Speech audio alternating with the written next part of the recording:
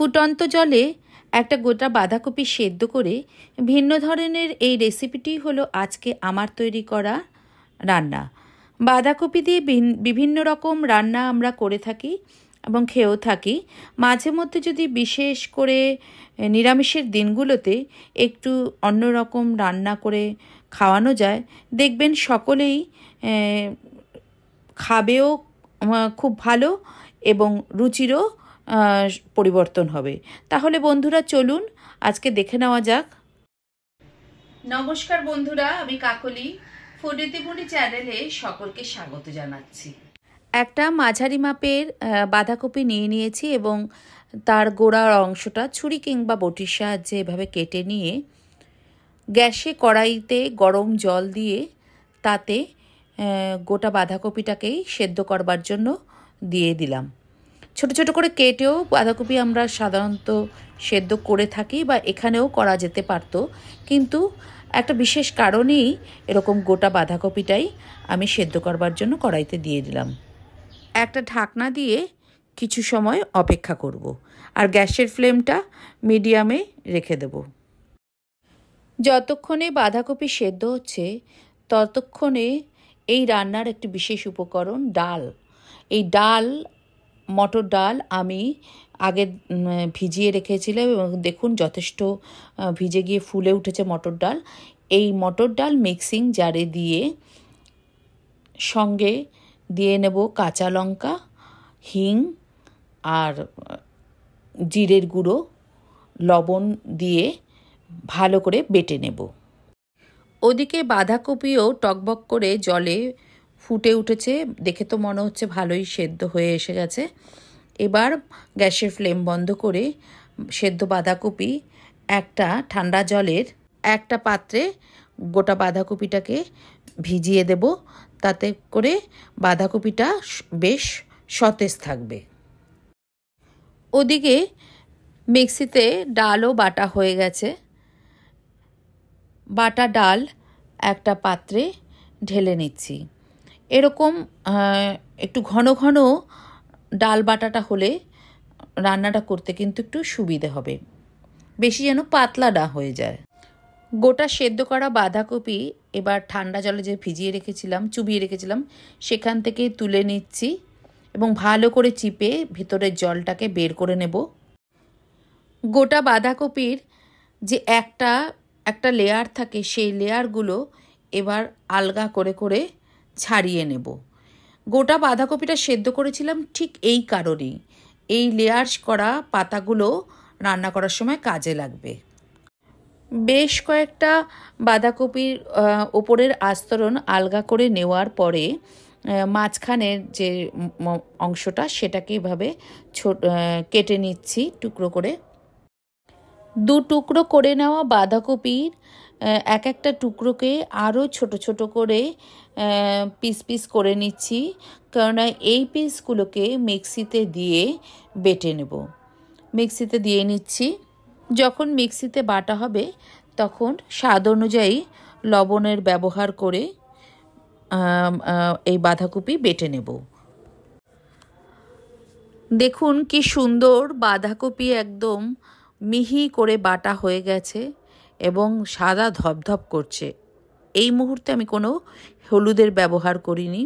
বেটে নেওয়া বাঁধাকপি একটা পাত্রে ঢেলে নিচ্ছি। বেটে নেওয়া বাঁধাকপির মিশ্রণ এবার আগে যে ডাল বেটে রেখেছিলাম সেই ডাল বাটার সাথে দিয়ে একসাথে মিশিয়ে নেব। খুব ভালো করে মেশাতে হবে দুটোকেই একে অপরের সঙ্গে। তারপরে এতে দিয়ে দিচ্ছি লাল লঙ্কার গুঁড়ো, সঙ্গে দিয়ে দিচ্ছি হলুদ গুঁড়ো, দিয়ে দিচ্ছি বড় চামচের 1 চামচ জিরের গুঁড়ো, হাফ চামচ গরম মশলার গুঁড়ো, স্বাদ মতো মিষ্টি দিয়ে নিচ্ছি। সমস্ত গুঁড়ো মশলা বেটে নেওয়া ডাল এবং বাঁধাকপির যে মিশ্রণ তার সাথে ভালো করে মাখিয়ে নিতে হবে আর নুনের ব্যবহার তো আমি আগেই করে নিয়েছি। এই গুঁড়ো মশলা যেন খুব ভালোভাবে মেশানো হয়, না হলে কিন্তু কোনো জায়গায় হয়তো দেখা গেল গুঁড়ো মশলার কিছুটা দলা রয়ে গেল এবং মিশ্রণের মধ্যেও সে এক জায়গায় রয়ে গেল, তাতে আবার কারোর মুখে পড়তে পারে। তাই খুব ভালোভাবে কিন্তু মিশিয়ে নিতে হবে। এবারে যে বাঁধাকপির যে একটার পর একটা খোলসগুলোকে আমি আলগা করে করে রেখে দিয়েছিলাম, সেই খোলসেরই একটা একটা পার্ট নিয়ে নিয়েছি দেখুন। আর এর তো একটা শিরের মতন থাকে, এই শিরটাকে ছুরি বা কাঁচির সাহায্যে আলগা করে কেটে নিতে হবে, কারণ এই শিরটা একটু শক্ত। তারপরে একটা প্লেটের উপর রেখে বেটে নেওয়া ডাল এবং বাঁধাকপির যে মিশ্রণ তা এই পাতার মাঝখানে দিয়ে নিচ্ছি। আর তারপরে মাপটা আপনারা বুঝেই দেবেন। আমি ছোট ছোট করে করব, কেননা পাতা কিন্তু বিশেষ বড় নয় আমার, তাই অল্প পরিমাণেই ডাল দিচ্ছি ভেতরে। তারপরে চারপাশ থেকে পাতাটাকে মুড়ে নেব, মুড়ে একটা শেপ দিয়ে নেব। এইভাবে বেশ কয়েকটা আমি তৈরি করে নেব। আমি তো অনেকগুলো পাতাই বের করে করে রেখেছিলাম, সেগুলোর মধ্যেই ডাল দিয়ে দিয়ে তৈরি করে নেব। দেখে মনে হচ্ছে যদি ভাজটা না হয়, কিন্তু যেহেতু এটা সেদ্ধ করা অলরেডি অনেকটাই সফট, তাই খুব সহজেই কিন্তু ভাজ করা যাবে এবং ভাজগুলো খুলবেও না। আপনাদের বাড়িতে যেরকম ডেকচি থাকবে সেরকম ডেকচিতেই জল ফুটিয়ে তার ভেতরে একটা স্ট্যান্ড বসিয়ে দেবেন এরকম। তারপরে তাতে একটা বাটি বসিয়ে দিলাম, তার ভেতরে আমি বাঁধাকপির পাতার ভেতরের যে ডাল সেদ্ধ, বাঁধাকপির ডাল সেদ্ধর মোড়ক তৈরি করেছি, অনেকটা মোমোর মতন দেখতে, সেই গুলোকে একটা একটা করে, সেই পিসগুলোকে একটা একটা করে থালার উপরে দিয়ে দিলাম এবং এটাকে ভাপে ভাপে সেদ্ধ করে নেব। এবং সেদ্ধ করলেই কিন্তু এগুলো অনেকটা শক্ত হয়ে যাবে। একটা ঢাকনা দিয়ে ঢেকে দেব এবং মিডিয়াম টু লো ফ্লেমে মিনিট 3-4 অপেক্ষা করব। ঢাকনা খুলে দেখে নিচ্ছি, দেখুন একটুও কিন্তু খুলেও যায়নি, কিচ্ছু হয়নি। অনেকটা মোমো যেভাবে সেদ্ধ করে সেভাবেই কিন্তু এটা স্টিম হবে। ফ্লেম বন্ধ করে দেব এবং পাত্রটাকে তুলে নিয়ে ঠান্ডা করার জন্য কিছু সময় রেখে দেব। কড়াইতে তেল দিয়ে তেল গরম করে নিয়েছি। এই রান্নায় বেশি তেলের প্রয়োজন নেই, অল্প তেলেও করা যাবে। দিয়ে দিচ্ছি ফোড়নের জন্য গোটা গরম মশলা, তার মধ্যে রয়েছে এলাচ, লং এবং দারচিনি, আর সঙ্গে গোটা জিরে ফোড়নে। দিয়ে দিচ্ছি টমেটো। টমেটো আমি আগেই মিক্সিতে পেস্ট করে নিয়েছিলাম। মোটামুটি টমেটোর কাঁচা গন্ধটা জাল হতে হতে চলে গেলে পরে দিয়ে দিচ্ছি জিরের গুঁড়ো এবং ধনের গুঁড়ো, দিয়ে দিচ্ছি আদার গুঁড়ো, সঙ্গে হলুদ গুঁড়ো, আর দিয়ে দিচ্ছি লাল লঙ্কার গুঁড়ো। লাল লঙ্কার গুঁড়ো রঙের পাশাপাশি একটু ঝালও হবে। সমস্ত মশলাগুলো এবারে খুন্তি দিয়ে ভালো করে নেড়ে চেড়ে অপেক্ষা করব যাতে মশলা ভালোভাবে কষে যায়। মিনিট 2-3 অপেক্ষার পর যখন দেখব মশলা বেশ ভালোভাবে কষে এসেছে, তখন জলের ব্যবহার করে নিতে হবে। এখানে বেশি জল দেওয়ার প্রয়োজন নেই, অল্প জল দিলেও হবে। ভালো করে মশলা এবার জলের সাথে মিশিয়ে নেব। যতটা জল ব্যবহার করলাম তার একটা আন্দাজ করে লবণেরও ব্যবহার করে নিতে হবে। লবণ দেওয়ার পর একটু নেড়েচেড়ে নিচ্ছি, আর দেখতেই পাচ্ছেন ঝোল কিন্তু ভালোই ফুটে উঠেছে।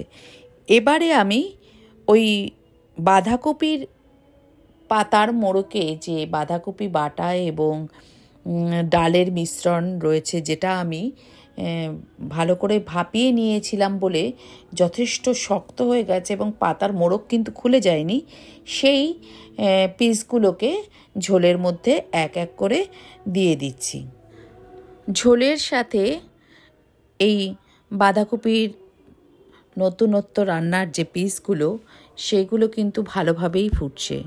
প্রথমে মনে হয়েছিল হয়তো বাঁধাকপির পাতার মোড়কগুলো খুলে যাবে, কিন্তু না, ভাপিয়ে নেওয়াতে খুব সুন্দর কিন্তু এটা শক্ত হয়ে গেছে। একটু উল্টে পাল্টে দিলেও কিন্তু একটুও ভিতরের বাঁধাকপির মিশ্রণ বেরিয়েও আসবে না এবং যথেষ্ট কিন্তু সফটও হয়ে রয়েছে। কি বলবেন এই রান্নাটাকে? বাঁধাকপির অমলেট।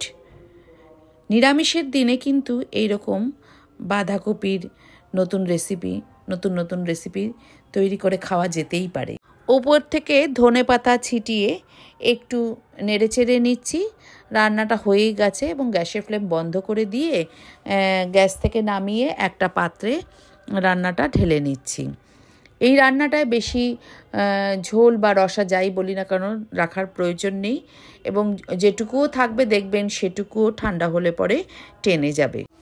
ফুটন্ত জলে একটা গোটা বাঁধাকপি সেদ্ধ করে নিয়ে এই রকম নতুন রেসিপি আপনারাও বাড়িতে তৈরি করে খেয়ে দেখতে পারেন।